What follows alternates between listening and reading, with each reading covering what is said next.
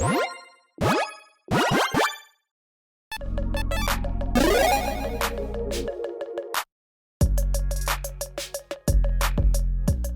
everyone, Mitch coming in with the Commander Score Studio. Welcome to the show. So, I am not allowed to play this deck. Now, it is not an illegal deck in Commander, but it is a deck that I learned quite a long time ago, actually toward the beginning of this channel, that this kind of a deck just kind of breaks Commander taboos, left and right, actually. And it is one that, well, I love building. I just, the second I see commanders like this, I'm just like, oh, the gears are turning, and I just want to build the craziest deck around them.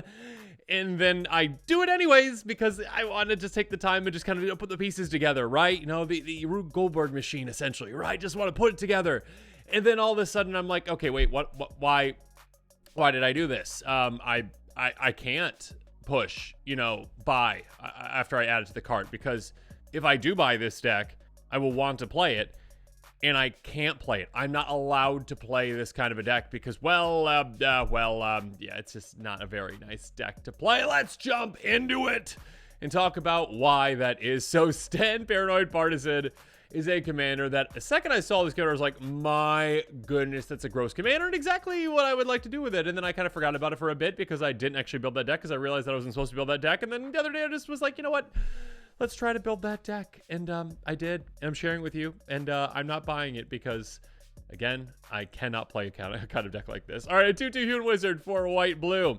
Enters the battlefield as a card type other than creature or land. Artifact. Spells you cast the chosen type cost once to cast. Pay 1 white and a blue. Exile Sten. Returns to the battlefield. Arms those control to begin next end step. So, Sten is a very, very simple, very, very brutally effective commander. It is a low to the ground commander. Only costs 2 mana.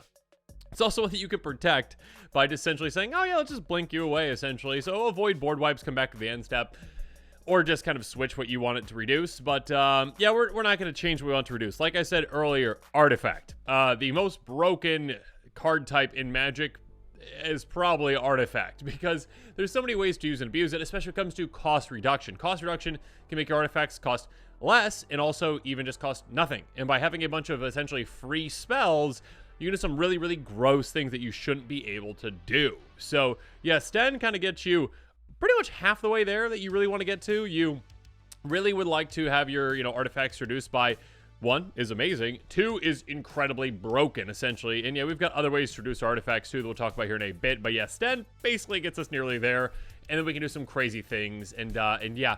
This kind of a deck, again, is one that if you do want to pick this up, okay, there is a deck list link description below. It's incredibly cheap. It is $13.84 according to Moxfield. Now, that doesn't include the cost of shipping or the cost of basics, though you already have those basics, or maybe you can borrow some from friends or whatnot, but you might lose those friends if you play this deck. Make sure you ask your playgroup ahead of time if they're okay with a deck like this, Artifact Storm, essentially.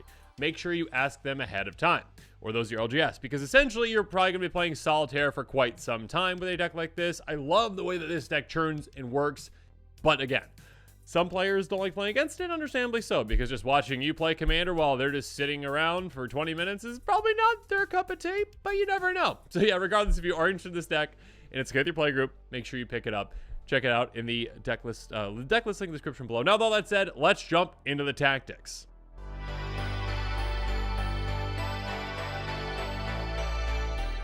First up, let's start tactic number 1, 1 for 1, because we've got some artifacts, some mana rocks that can tap for 1. Plenty of them, actually, 11. Arcane Signet is our first one. Artifact for 2, taps for either of our colors. What's not to love about that? Felwar Stone can usually tap for each of our colors. Again, efficient, effective, and again, usually it's fixing our mana. If it doesn't, that's okay, though. We only have 2 colors, and we don't really care about mana fixing all that much with this deck. Next up, Fractured Power Stone.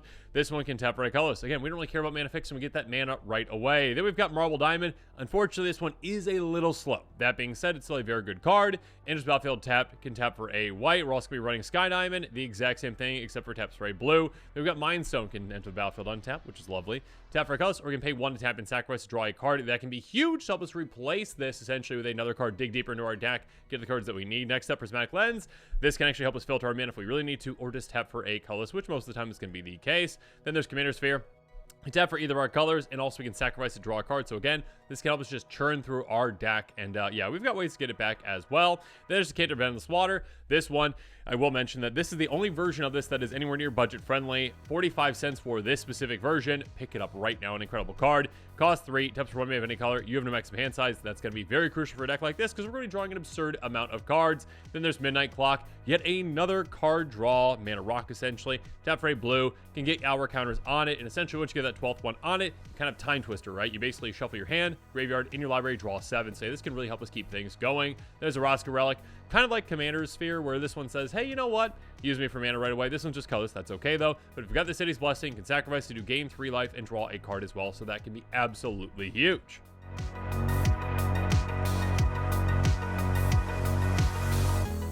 But now we want to do tactic number 2, 2 for 1, or I should have called it 2 for 1 or more. You know, there you go, because we got Esper Cornucopia, a very flexible mana rock. XX enters the battlefield, X charge counters on it. Tap, choose a color, add 1 mana of that color for each charge counter on it. Basically, earlier on in the game, sure, just a couple mana into it essentially to tap for mana, or just dump a lot of mana into it later on in the game so we can tap for a ton. There's Everflowing Chalice, multi-kicker 2. So again, early in the game, just pay 2 into it. It can tap for 1 or 4 for 2, etc., etc., etc. Moving on, Coalition Relic. This one essentially is a weird way to kind of tap for 2 mana. It can tap to put a charge counter on to store up mana essentially for the next turn to get 2 mana essentially out of it, or just tap for 1 right away. Then there's Honor Worn Shaku. Taps for a colorless, and we can tap an untap legendary permanent we control, like our commander, to untap this. So that's another way to get 2 mana out of it. Worn Power Stone enters battlefield tap, can just straight up tap for 2. There's Firebrand Vessel enters battlefield tap, you can tap for both of our colors, which is lovely. There's Hedron Archive, can also just tap for 2. This one does cost 4 though, or we can pay 2 to tap, sacrifice to draw 2, and that can be huge. Then there's Ichor Elixir. This is basically just, ignore the planar die part. Just basically 4 mana, taps for 2. So we also have Sisei's Ring, exact same thing. So Zergolem's Eye, exact same thing. Stone Speaker Crystal though, not the exact same thing, more close to Hedron Archive.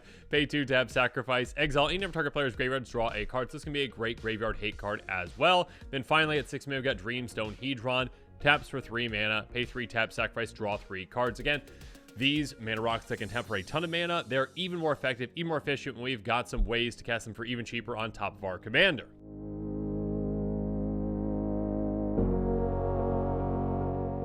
So now because of that, let's go into attack number 3, like-minded, and let's talk about some cards like our commander that can reduce the cost of our spells. Like, Helm of Awakening, an amazing card, and we're so generous, right? We're gonna help out our opponents. Hey, everyone's spells cost less to cast, not just mine. I'm sharing the love, all right? Although, all I need is just basically this second cost reducer for things go crazy. So yeah, every spell costs 1 less to cast. That can really help us have some absurd turns. Moving on, Ethereum Sculptor, yet another great card. Artifact spells you cast cost 1 less to cast. So again, basically an additional copy of our commander, essentially, in the way that we're going to use it, essentially. And then we've got Foundry Inspector, yet another one. Hey, artifact spells you cost 1 less to cast. So this one, essentially, again, we keep adding more and more and more. And the more of these that we get out there, the crazier things get. And keep in mind, this only costs 2 to cast. Actually, all of these are reduced, right? Ethereum Sculptor only costs 1. Helm of Awakening only costs 1. Because again, our commanders can reduce them to get them even cheaper. Unfortunately, Star Mind Courser does not cost less to cast unless we choose creature for some reason with our commander. We're not going to do that. Anyways, artifact and enchantment spells cost 1 less to cast. So basically, again, the more and more that we have in play, the more and more of these reducers that we have in play, the crazier our turns get. Again, we have all 5 of these in play, which is definitely possible this kind of a deck. Be able to draw essentially through our entire deck when we have some good turns. Yeah, you can reduce the cost of all your artifacts by 5, which essentially just reduces the cost of all artifacts to essentially nothing. I mean, even just having 2 typically is going to be enough. Again, our commander plus 1 of these will reduce the cost of the vast majority of artifacts down to 0 mana. And when that happens, some crazy things can happen.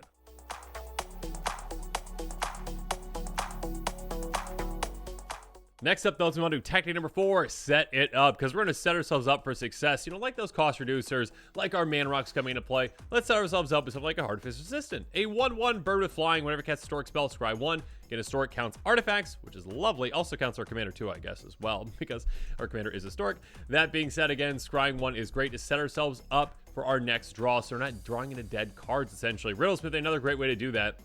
2/1 Human Artificer. Whenever you cast an artifact spell, you may draw a card if you discard a card. So essentially, all of our artifact spells now loot. So essentially, again, great card selection. Draw into cards to replace the dead cards in our hand, potentially. And then we also have Psy Master Thopterus, one that helps out in a different way. Whenever you cast an artifact spell, you get a 1/1 Thopterus, so we can fill the board in absolutely no time with an absurd amount of artifacts. And yeah, just take our opponents out in that way.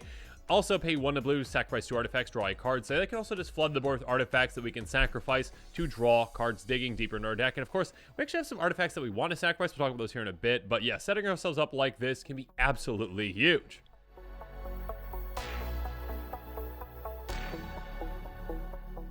But now it's time for us to move on to tech number 5. We're going to talk about the golden pig of this deck, which of course the number 1 card out of 99. And the golden pig for this deck is Future Sight, a crazy good card, especially for a deck like this. Enchantment for 2, blue. Play the top card of your library revealed. You may play the top card of your library. Essentially, the top of our library is an extension of our hand, and that just makes it so that, well, we can do some crazy things. Because when we are drawing into those cards, essentially, not even drawing into them, right? We're just looking at the top card of our library and something that we can play. Maybe an artifact that maybe costs, say, 2, and we've got that cost reduction in play down to 2. We can essentially play just free cards off the top of our library, you know, getting even more cards access to, essentially. We also have ways to draw cards, obviously. So if we have a dead card on top of our library, say land, we can draw that land. So we potentially can even play another card off the top of our library. This can just make things just go absolutely crazy once we're set up properly. A crazy good card that gives us a crazy amount of card advantage. Yeah, Future Sight, definitely in my opinion, worthy of the title of Golden Pig.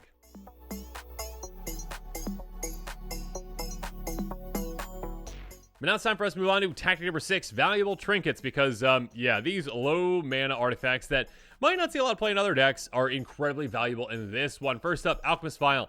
Well, let me just say, you're going to see a little pattern between all these, essentially. Alchemist Vial, it's an artifact that costs 2. Enters the battlefield, draw a card. You can also sacrifice and make target creature on attack or block. That's nice. What matters, though, is, again, this, well, just has this ETB, draw a card. So, again, just play it, draw a card, and we've got ways to get that back to it again. And again, with our commander, this is just going to be a 1-mana cantrip, essentially, if our commander's in play. If we've got any of those other cost producers in play, this is a free cantrip for us, which can be crazy. And also getting in the graveyard can be great, too. Moving on, Elsewhere Flask. Artifact for 2, ETBs, draw a card. Sacrifice it, we can make our lands a certain type. Cool. What matters, again, is pay 2 for it. Essentially, not pay 2 even. Pay 1 or even less for it, essentially, with our commander in play. Draw a card. So we also have Energy Refractor. ETBs, draw a card. Also, it can help us filter our mana too, which is lovely. There's Eye of Vecna. ETBs, draw a card, lose 2 life. No big deal, 2 life is fine. Also, at the beginning of our upkeep, we can pay 2 if we do. We can draw a card because and lose 2 life. But you know what? That's okay. Losing life, not a big deal. Moving on, Golden Egg. ETBs, draw a card. Pay 1 tap, sacrifice, add 1 mana of any color to help us filter our mana if we need to. Actually kind of get that mana back or gain some life if we actually need to. Then there's Guild Globe. Enters battlefield, draw a card. Pay 2 tap, sacrifice, add 2 mana different colors. Lovely. Ichor Wellspring, ETBs, draw a card. Also, when this hits our graveyard, we also draw a card. We've got ways to sacrifice this, and like, you know, we talked about Sai, essentially. That's a way to sacrifice it, get into our graveyard, draw that card as well. Lembas is another great one. Enters the battlefield, scry 1, then draw a card, so even more advantage there. We can also do the food thing, gain 3 life, and also it's from the grave from the battlefield. We shuffle into our library. That could actually help us. That could actually hurt us depending on the situation. But yeah, regardless, we might just keep this in play and just keep scrying and drawing from this. This is Prophetic Prism. Enters the battlefield, draw a card. Can help us filter our mana as well. Sleeper Dart. Enters the battlefield, draw a card. Tap, sacrifices. Heart creature is untapped during the next untapped step. So again, can shut down a creature we need to. Spare Supplies. Enters the battlefield, tapped. Enters the battlefield, draw a card. Pay 2 tap, sacrifice, draw another card. So yeah, even more ways to draw cards with this one. And then finally, Wedding Invitation. Again, cost 2. Enters the battlefield, draw a card. You're seeing the pattern here. Tap, sacrifice, target creature can be blocked this turn. It doesn't really matter all that much. What matters, again, is, hey, yeah, these artifacts, again, typically are just going to be 1 mana cantrips for us to draw cards, and yes, maybe even free once we get that other cost reducer out.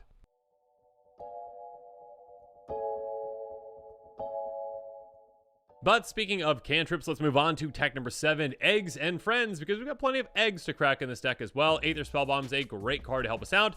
Well, we can sacrifice to bounce a creature if we really need to. That can actually be handy with our command if we want to save it, or just pay 1, sacrifice it to draw a card. And again, our commander coming into play, we're going to choose artifacts. These cards that just cost 1, essentially, again, are just 0 mana cards. So they're just, hey, freely get into play, sacrifice you need to draw that card. Moving on, Barb Sextant. Pay 1 tap, sacrifice, add 1 of any colored mana pool, and then also draw a card at the next turn's upkeep. So a delayed draw, but again, a free one, essentially, with this commander. Next up is Silver Spellbomb. Pay 1 sacrifice to draw a card. Chromatic Star. Pay 1 tap, sacrifice, add 1 of any color. then when it hits the graveyard, we draw a card as well. Again, these ones that give us mana back essentially is like, hey, you actually didn't lose any mana from doing that, so you're just kind of just staying where you're at. Conjurer's Bauble, yet another basically free cantrip for this deck with our commander in play. Cost 1, will cost 0 essentially. Tap, sacrifice, put up to 1 target card from your graveyard on the bottom of your library, draw a card. So if we want to do that, we can, but yeah, just mostly drawing the card is what we care about. Implement improvement, we can sacrifice this to gain 2 life, and also when it hits the graveyard, we draw a card as well. Phyrexian Furnace, tap, remove the bottom card of target player's grave from the game. Yeah, did you know that your graveyard needs to actually be ordered properly and you're not supposed to remove or change the order of it? Yeah, apparently. Anyway, so you can exile cards from graveyards, also pay 1, sacrifice, exile a specific card from a graveyard, and draw a card as well. Scrabbling Claws, yeah, a much more simple way of doing this. Tap target player exiles card from their graveyard. So it's not just, the bottom card. It's just a random card or whatever they want, essentially. Pay 1, sacrifice, exile card from graveyard, draw a card. Then we've got an egg, Skycloud Egg.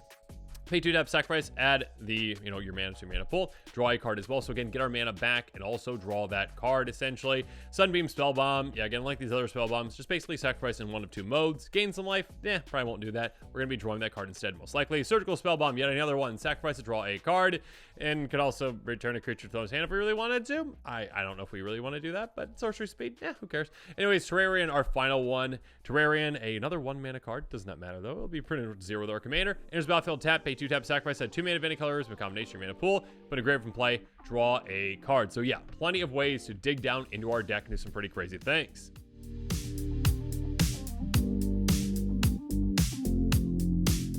But now to go to tactic number 8, let's bounce, because yeah, bouncing our artifacts, especially those that have the ETBs, are going to be really crucial. Being able to just draw cards again and again and again with those same artifacts can be crucial. Displacement Wave, we can bounce basically anything we need to. Our Eternal non-land permanents with converted mana cost X less from our hands, so bounce all the small things, including all those mana rocks. Get that commander back out, get weather reducers back out, play those artifacts again for free, dig down deeper into our deck. Next up, Draft Enough, Founder of Latinam. It's more of a specific approach, a more individualized approach. Pay 1 in a blue, return target artifact you control to its owner's hand. So again, we can just bounce the artifact, replay it, probably for free, right? Draw that card, whatever you need to do. Pay 3, tap, copy target artifact spell you control. Again, so you make a token copy of it. So again, if that's a card draw, cool, do that. Or yeah, if we just want to copy a big mana rock, that can be great as well. Hercule's Recall, a crazy good card. Basically an instant for 2 mana, bounce all artifacts 1 player controls back to their hand. That could even be an opponent. We could just bounce their artifacts back to their hand, and say, sorry. But more likely, we're just going to target ourselves with this and then replay everything, probably for free. Filter Out, another great one. Instant for 3 mana, Eternal non-creature, non-land permanents back to those hands. That is pretty perfect. Keep your commander and whatever other, reducers that you have in play. Cool. And then all of a sudden, everything else gets bounced to our opponent's things as well. We play our artifacts for free, essentially. And yeah, just have a lot of value out of that. Rebuild, yet another great one. 3 mana, bounce all artifacts back to those hands. We can all cycle away if we need to, but more likely, yeah, we're going to be bouncing all those artifacts back. Consuming Tide, yet another board wipe. Yeah, we've got quite a few ways to bounce a lot of things. Each player choose a non-lane permanent they control. We'll probably choose our commander. Return all non-lane permanents not chose this way back to those hands. Then you may draw a card. Then you draw a card for each opponent who has more cards in hand than you. Might not have more cards in hand, but then the important thing is, hey, just bounce all those artifacts back to your hand and mess up your opponent's plans as well. Keep your commander in play and get things going. Moving on, there's Devastation Tide. Return non-land permanents back to those hands.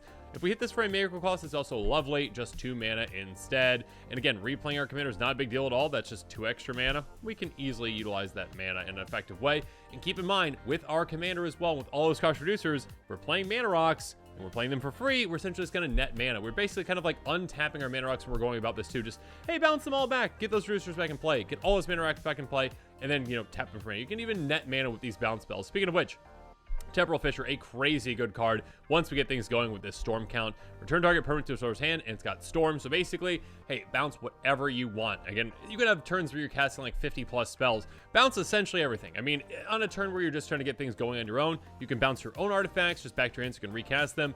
But yeah, this can also be a finisher for you as well by saying, hey, let's bounce everything my opponents have, including their lands, because again, this does not specify non-lands, so this can be a win-con for you as well. Finally, those Flood of Tears, yet another great board wipe. Return all non-land permanents in owner's hands. If you return 4 more non-token permanents you control this way, yeah, we're going to be doing that. But a permanent card from your hand on the battlefield. So we can just cheat back into play our commander or whatever else essentially and just say, yeah, let's just keep things going. Let's just keep this storm going.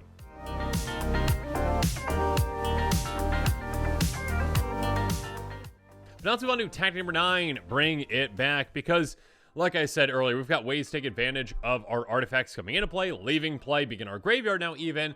Virulent Restoration is a great one. Sorcery for 7 mana, return all artifact and enchantment cards from your graveyard to the battlefield. Now, the enchantments we don't really care about. What we care about, well, I guess Future Sight come back to if we had that in the graveyard. But most likely, again, just getting a ton of artifacts out of graveyard is huge. We want to get all those artifacts coming back into play, many of which we could probably sacrifice again to get that value again, dig down deeper into our deck. Yeah, a crazy good card this can be. Speaking of which, Roar of Reclamation, very similar. Each player returns all artifact cards in the graveyard to play. So yeah, be careful when you're using this one. But yeah, if your artifacts, if your opponents don't have just, artifact-centric graveyard decks, which most don't, then you're probably fine to just cast this, get all your artifacts back into play, and have a very big and spicy turn.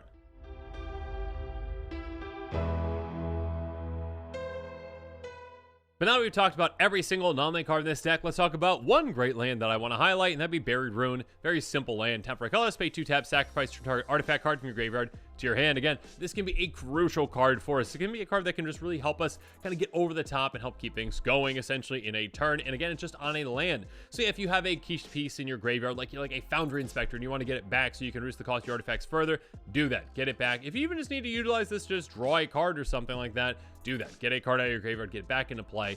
A lot of great things can happen with a very simple land like this. But now as this episode is coming to a close, it's time for me to hear from you in the comments below. What are your thoughts on this build? Again, yes, it is very budget friendly. Again, yes, it is very synergistic.